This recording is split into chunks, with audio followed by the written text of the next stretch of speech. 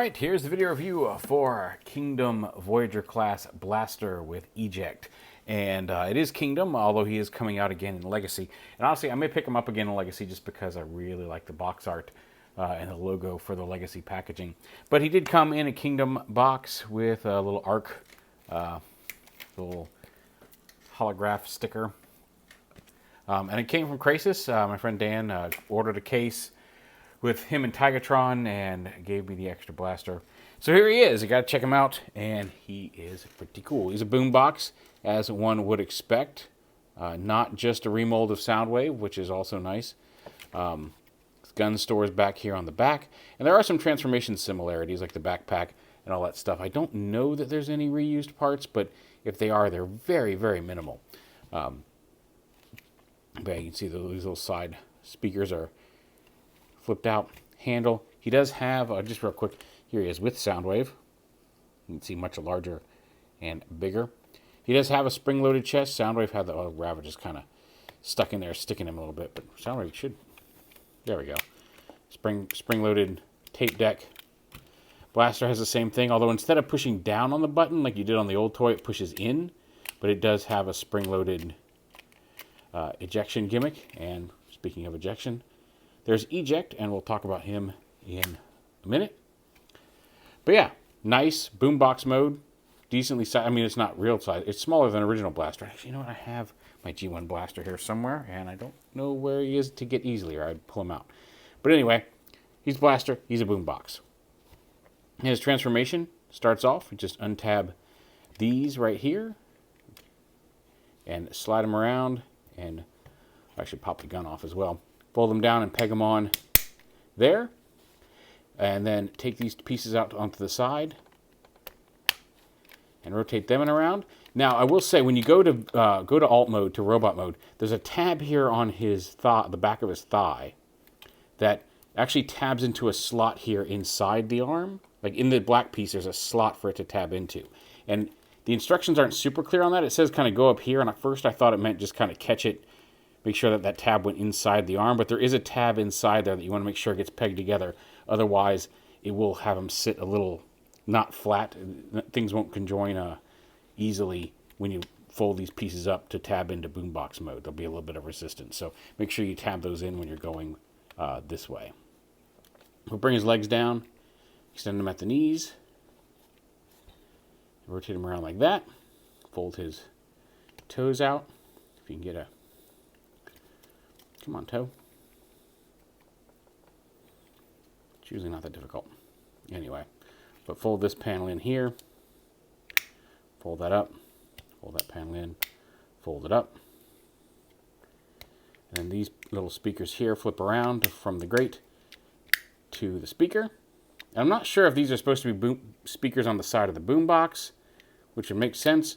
And then they're supposed to be like this for robot mode, or vice versa. The instructions say to flip them around. The instructions show them flipping around from speaker to that kind of vent grate for alt mode. So up to you, however you want to display him.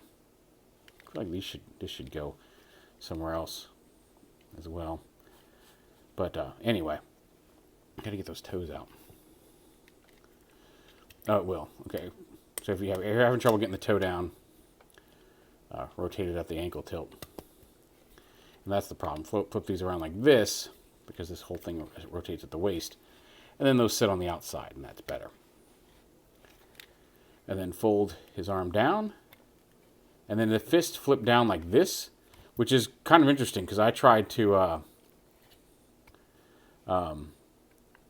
I thought they folded up into this hollow space, and they actually fold onto the outside of the arm, the way that transforms, which is kind of neat. But make sure that clips into place, and then rotate it, because there's no wrist swivel, but there is an elbow joint there and a bicep swivel. Then open up this, flip his head out. You can get your finger in there. Come on, Blaster's face. There we go. And there he is. Now, he does have a molded finger here, much the way that Soundwave does. So you can, the instructions even show you can go like that and rotate it around. And he can actually push his own eject button there, which again, you push in to the body, not down. Although sometimes pushing down it's going to push it into the body as you push down. So it's up to you how you want to do it. But he does have that molded finger there, which, if you put his gun in this hand, it looks a little awkward, but not super awkward because the gun's hiding most of it. But he's got a ball joint at the neck, although his helmet limits it a little bit. Dual joint shoulders, bicep swivel, hinge joint there at the elbow. Just a single hinge, no wrist swivel. Does have waist swivel, bidirectional hips. This little piece can flip out of the way for backwards leg poses.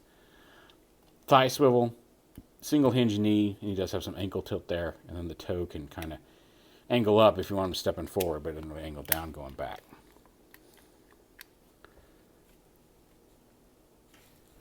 Then Eject. He's clear plastic, transparent blue, which is wouldn't be my first choice, but you know, hey. But yeah, you just kind of bring the leg down around like that, rotate the hollow bit to the back. Again, kind of down from the waist like that, hollow point to the back.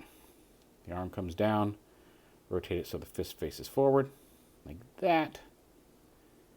And then his little face back here can kind of be, again, a lot of these guys just don't want to give you. I thought there was a way to get a grip, maybe right there in that. Yeah, if you get a little bit, there's a little hole in the back of his head, and if you can get just the edge of a fingernail in that, you can flip his head out. And there's Eject with his friend Blaster.